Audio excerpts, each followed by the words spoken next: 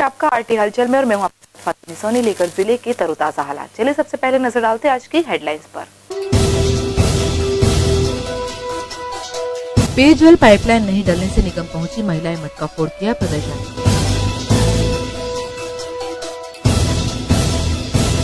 लालबाग क्षेत्र की 3 टपरियों में लगी आग, तत्परता से बुझाई आग।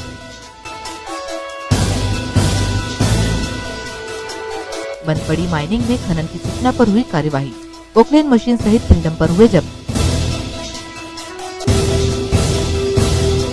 विश्व आहार दिवस पर हुआ कार्यक्रम, महिलाओं और किशोरियों को दी गई जानकारी। और अब गतिविधियां विस्तार के साथ।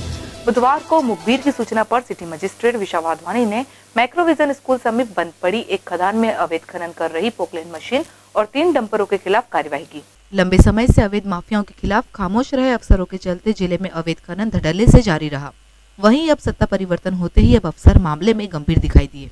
बुधवार को मुखबिर की सूचना पर सिटी मजिस्ट्रेट विशा वाधवानी ने मोहम्मदपुरा क्षेत्र में बंद पड़ी एक माइनिंग में खनन कर रही पोकलेन मशीन और 3 डंपरों के खिलाफ कार्यवाही को अंजाम दिया। मौके पर पहुंचे अफसरों को खनन कर रहे लोगों ने कोई अनुमति नहीं दिखाई। कार्यवाही की जानकारी देते हुए सिटी मजिस्ट्रेट विशा वाधवानी ने बताया कि बंद पड़ी माइनिंग में खनन की शिकायत मिलने पर कार्यवाही की गई है। खननकर्ताओं के पास कोई अनुमति नहीं थी। फिलहाल जब्त हुए वाहनों को होमगार्ड के सुपुर्द कर दिया है। हमें अवैध खनन की सूचना प्राप्त हुई थी। एक पहले जो माइन बंद हो चुकी है आयुर्वेदिक कॉलेज के पीछे, वहाँ पहुँचे तो स्थल पर एक पोकलेन और 3 डंपर मिले और उनके पास उस समय कोई अनुमति के कागज़ बरामद नहीं हुए, किसी के पास कोई कागजात नहीं थे, तो तीनों डंपर जब्त कर लिए गए हैं।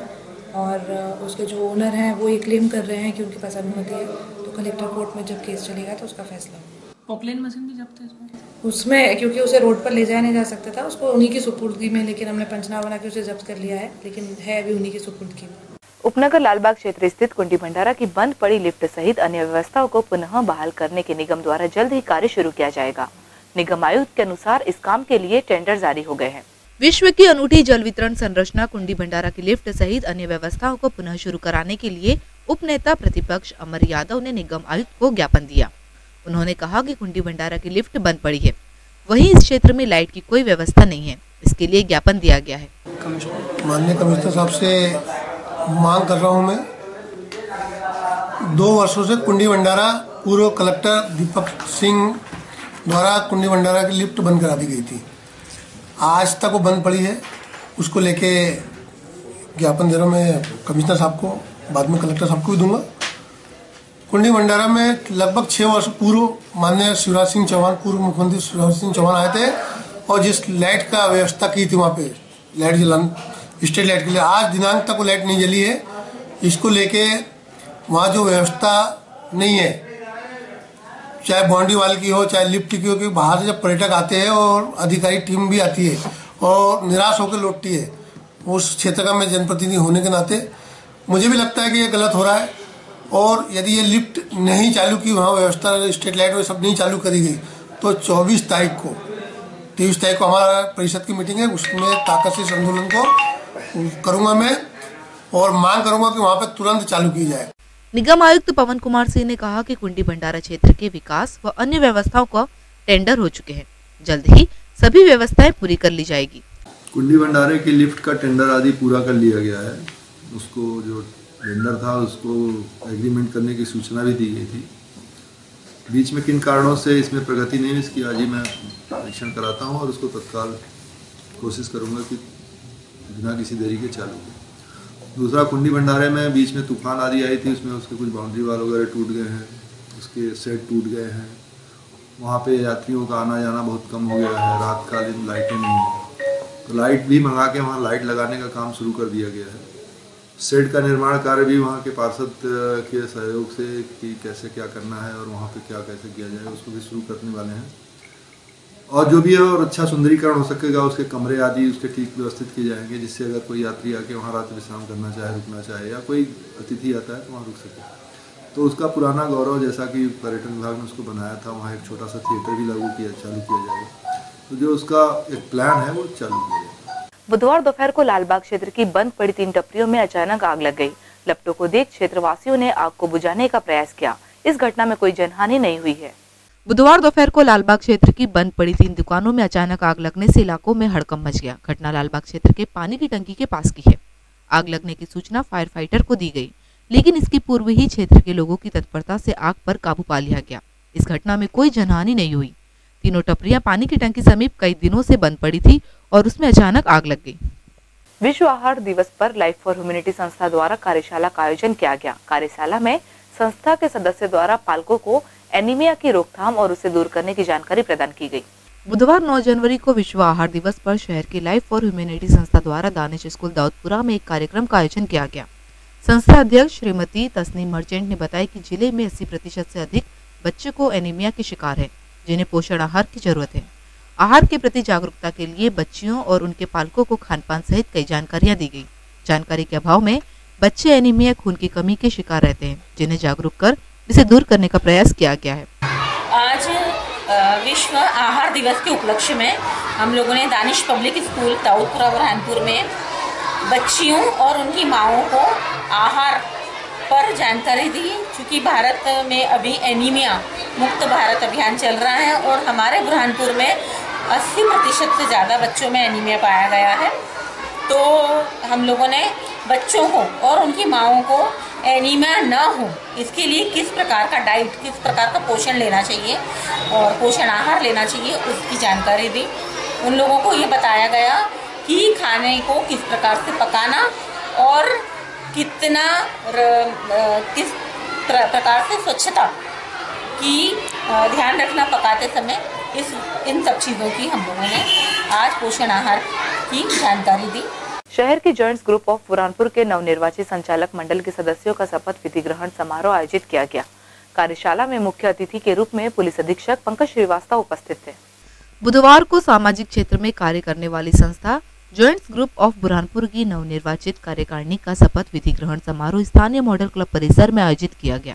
कार्यक्रम में मुख्य अतिथि के रूप में पुलिस अधीक्षक पंकज श्रीवास्तव शामिल हुए। वहीं विशेष अतिथि के रूप में रामनाथ अग्रवाल, दिलीप तलरेजा, मुकेश चंदेरिया और अशोक झालानी ने शिरकत की। नवनिर्वाचित पदाधिकारियों में अध्यक्ष महेंद्र जैन, प्रशासन संचालक डॉक्टर फौजिया सोडावाला सहित संचालक मंडल को शपथ अधिकारी श्रीमती सुषमा झालानी ने शपथ दिलाई। कार्यक्रम में जॉइंट्स ग्रुप के सदस्यों के साथ प्रिंट और इलेक्ट्रॉनिक मीडिया के लोग उपस्थित थे। बुधवार शाम शिकारपुरा क्षेत्र में पेयजल की पाइपलाइन का कार्य शुरू नहीं किए जाने से नाराज महिलाओं ने निगम कार्यालय में प्रदर्शन किया।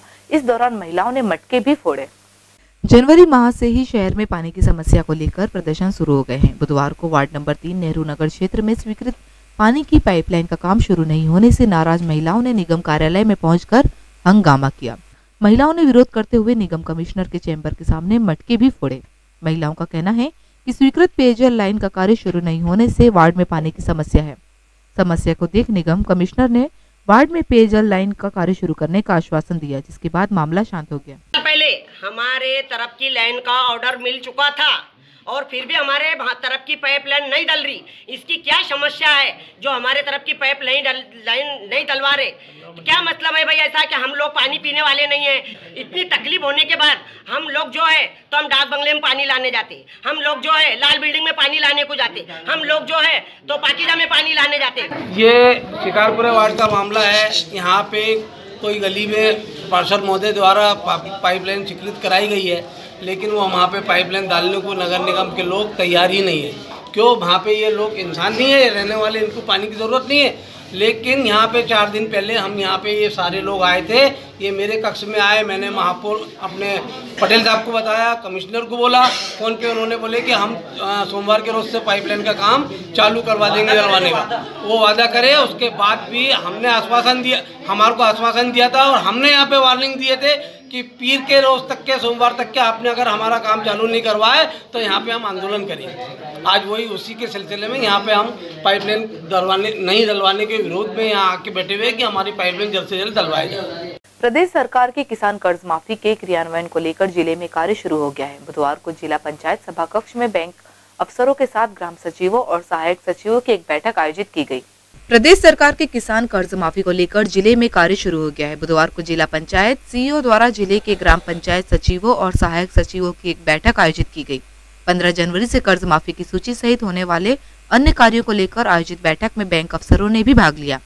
आगामी 15 जनवरी से ग्राम पंचायत स्तर पर कर्ज माफी वाले किसानों की सूची तैयार करने और सार्वजनिक रूप से सूची को चस्पाकर किसानों को जानकारी देने का कार्य शुरू होगा। और वक्त हो चुका है आपसे विदा लेने का। जाते जाते डालते नजर आज की हेडलाइंस पर।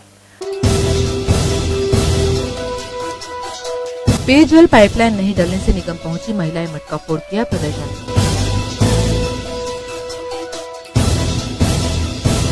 लालबाग क्षेत्र की 3 टपरियों में लगी आग, तत्परता से बुझाई आग। बंद पड़ी माइनिंग में खनन की सूचना पर हुई कार्यवाही, पोकलेन मशीन सहित 3 डंपर हुए जब्त।